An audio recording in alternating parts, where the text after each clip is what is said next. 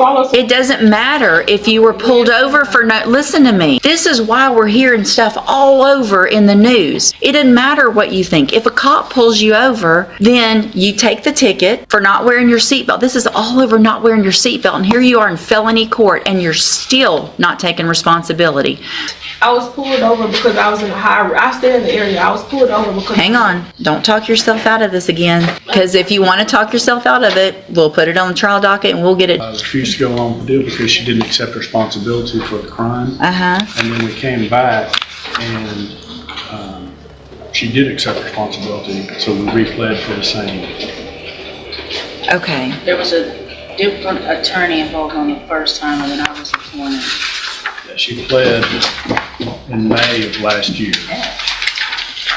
Was full deferred with Tom Burbank.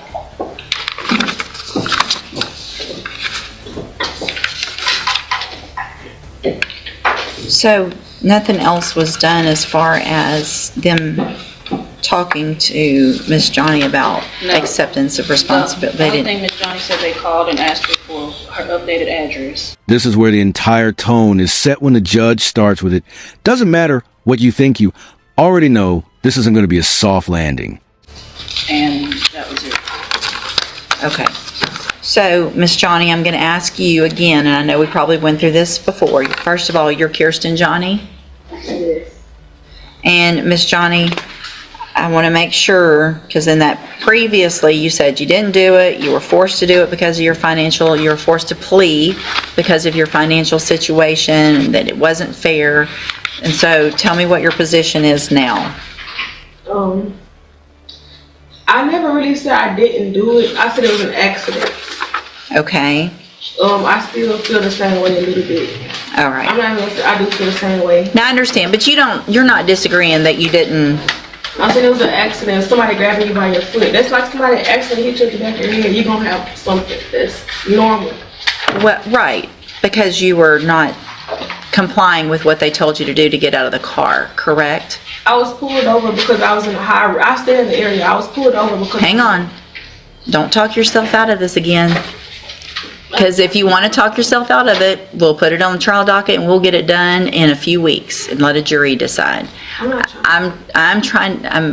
Look at me. I'm actually trying to help you right now. Okay? If you had complied and just done what he asked you to from the very beginning of that stop, none of this would have happened. Do you agree or disagree with that? Yes.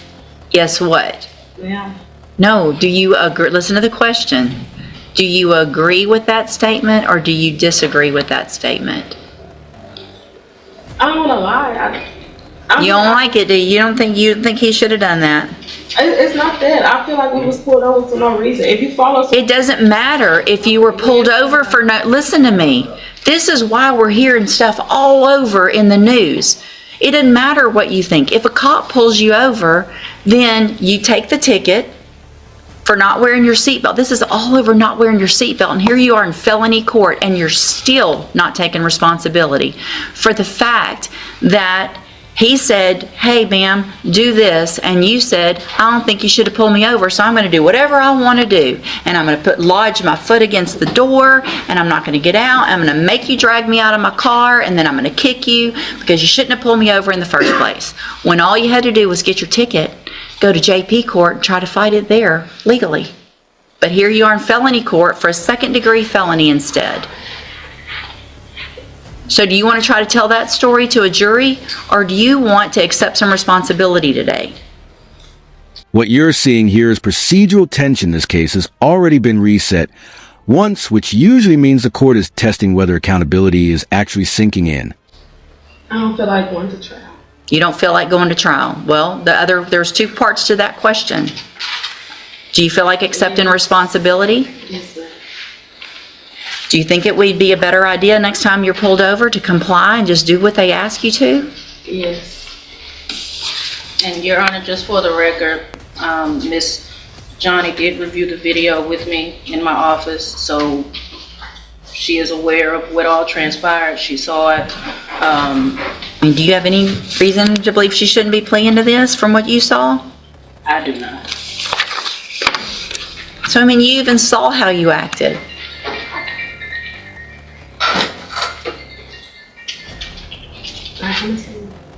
It's probably a good idea. All right. I'm going to find that you previously entered your plea of guilty freely and voluntarily. I'm going to find sufficient evidence to find you guilty. I'm going to follow the agreement that you made with the district attorney. I hope you prove me wrong on this, because I really have some concerns that you're going to be able to be successful, because you're not taking responsibility and you're not wanting to follow directions and things like that. And you're about to have 4 years of having to follow directions on probation. So I'm going to defer all proceedings for 4 years. You're ordered to pay a $500 fine. You're ordered to follow all of the rules and conditions of probation. If you do that, this is a great opportunity today, because you are not a convicted felon. You don't have that conviction on your record. And if you successfully complete it, follow all of the rules, you will never have a felony conviction. At the end of your probation, the case will actually be dismissed. The other side to that, though, and this is really important for you to understand, because we've had this conversation now so many times, I'm not likely to forget you. And you can ask anybody, and Ms. Holmes has known me for a long time. It's not usually good when I remember people, right? So if you violate your probation, you'll get brought back into court. You could be found guilty, which means you become a convicted felon, and I can sentence you to prison anywhere in the range of punishment, which is up to 20 years in prison for this. You understand? Yes, ma'am. All right, I'm handing you the trial court certification that shows this was an agreement that I followed, so you've waived your right to appeal.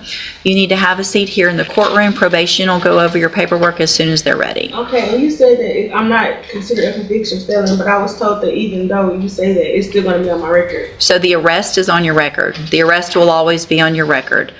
But so if you're asked a question on